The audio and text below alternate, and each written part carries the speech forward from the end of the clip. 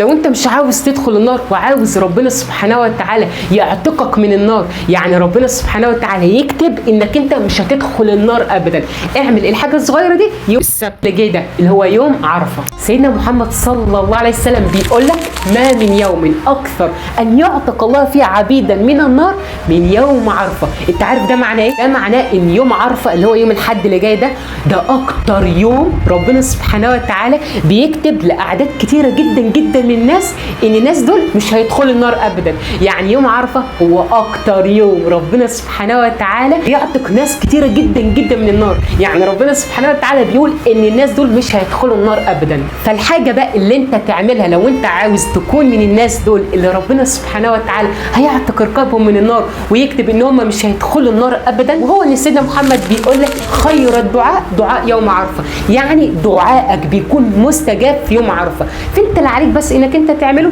تدعي ربنا سبحانه وتعالى في يوم عرفه ان هو يعتقك من النار. طب يعني تدعي ربنا تقول ايه؟ يعني قول بس اللهم اعتق رقبتي من النار، بس ادعي بالدعاء ده في يوم عرفه. وسيدنا محمد بيقول ان دعائك بيكون مستجاب في يوم عرفه. فانت لما تدعي بالدعاء ده في يوم عرفه فباذن الله ربنا سبحانه وتعالى يستجيب لدعائك ويعتقك من النار ويكتبك من الناس اللي هو ربنا سبحانه وتعالى هيكتبهم في يوم عرفه ان الناس دول مش هيدخلوا النار ابدا. فاحفظ بقى الفيديو ده عندك عشان ما تنساش لما يجي يوم عرفه تدعي بالدعاء ده. طبعا اوعى تنسى تعمل منشن لاي حد تعرفه او خليك سبب ان حد تاني يشوف الفيديو ده لو انت بتحب الخير لغيرك. واخر حاجه زي ما انت عارف طبعا انا عموره اللايف كوتش بتاعك.